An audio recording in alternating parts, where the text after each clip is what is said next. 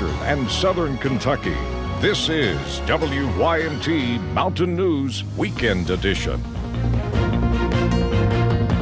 Good morning, I'm Taylor Upchurch. Today is Sunday, March 31st. Kentucky State Police say 2-year-old Joseph Brock died after an overnight fire at his home on Reams Lane. Troopers are currently looking for his father, 26-year-old Von Brock, who they say was home at the time but took off before officials arrived. Lauren Miner has the details. Caution tape, as well as a lot of unanswered questions, surround this Laurel County home. We're still sifting through the debris, trying to determine the origin and the cause of the fire, and trying to find out what happened here. Fire officials were called to Marvin Gardens Mobile Home Park around 12:30 last night. I heard a boom, and I ran to the back door because my daughter said they had they trailers on fire. And then I looked out. He was standing at the door. According to Kentucky State Police, 26-year-old Von Brock and his 2-year-old son, Joseph Brock, were home at the time. The mother was at work. He just kept saying, my son's in there, my son's in there. And then he ran off? Yeah, he said he had to go, and he ran off. By the time firefighters arrived, neighbors say the trailer was engulfed in flames. In about 10 minutes after the firefighters and stuff got here, the mom come pulling down the hill saying her baby was still in there. And then the firefighters all headed to the back room, and about 20 minutes later, they pulled Cash out. And behind this trailer, they worked on him for 15 to 20 minutes. According to the Laurel County coroner, the boy died on scene. It's real sad because a child shouldn't have lost his life like that. Anytime there's a death involving a child, it bothers everybody that's been involved. It's a horrible situation. KSB had an arson investigator on scene earlier this morning. At this point, they are still trying to figure out what started the fire. In Laurel County, Lauren Miner, WKYT. Anyone with information is asked to call Kentucky State Police at 606-87 or 878-6622. And now let's check in with meteorologist Paige Noel for a look at your forecast this morning. Paige, how does it look out there today? Well, it's looking a little dreary this morning, but good news is we'll see that get out of here, but it's also going to be pretty chilly throughout the day. You'll notice here as we look at the Mountain Parkway, clouds taking over.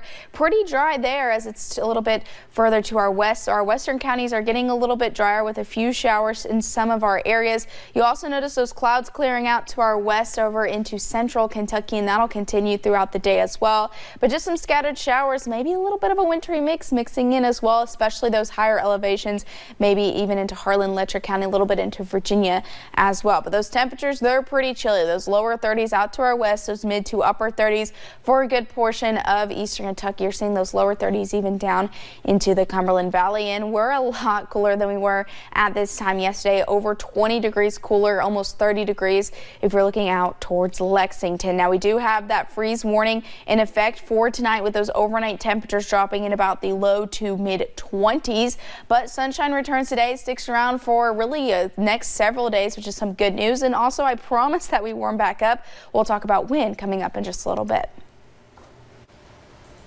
And USA Drone Port hosted a conference for first responders to teach them how to use their technology in emergency situations. Yesterday, they hosted a luncheon and had 3 keynote speakers, including Governor Bevin, Congressman Hal Rogers, and the U.S. Secretary of Transportation, Elaine Chao. This is the first ever conference hosted for unmanned aerial systems drones. Congressman Rogers got the funding to stand up this whole program here, and it's given this whole region potentially a whole new direction in economic development. It's fantastic. Professionals from all across the nation came to Hazard for the monumental event. And while in the Bluegrass, Transportation Secretary Elaine Chao announced Pulaski County will receive a $25 million grant for road improvements. Those will go towards improving where Kentucky 461 and Kentucky 80 meet, turning 461 into a 4-lane. And a Floyd County family celebrated a loved one's birthday with a balloon release yesterday. Jordan Tackett went missing in February. He turned 27 on Thursday. WYMT's Marianne Fletcher was there as they prayed for answers. Missing for more than 1 month. Jordan, if you are listening to me, Rita Scarberry is Jordan Tackett's grandmother. I love you with so much in my heart. He went missing in February. I love you, Jordan. There's also a $1,000 reward for information that can help find him. Just let us know where Jordan's at, and you can take the money and go. He turned 27 on Thursday. Daddy, don't let him go! His family held a balloon release on Saturday to celebrate. And I thank God for everybody. Friends and family came out to show their support. I love him very much. Jordan, I love you. I love you, bro. Some say they know in their hearts that someone knows where he is. Somebody had to know something. Somebody out there knows something.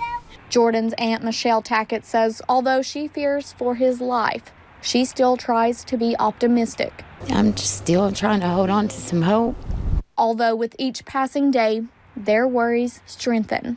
And we just want Jordan home where he belongs so that his family will have some kind of closure. Whether it's good or bad, they just need closure.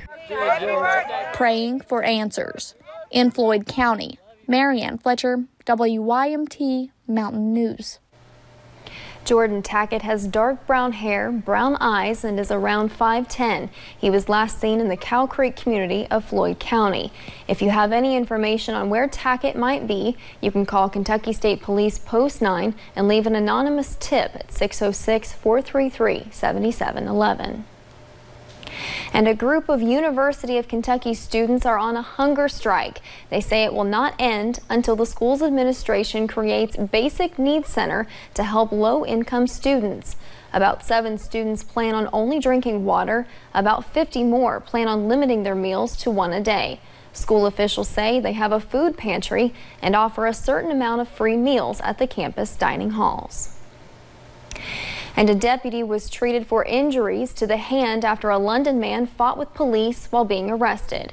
Devin Vandemark reportedly was creating a disturbance at a home off Wells Drive Friday night. He began fighting with police and tried to run from them.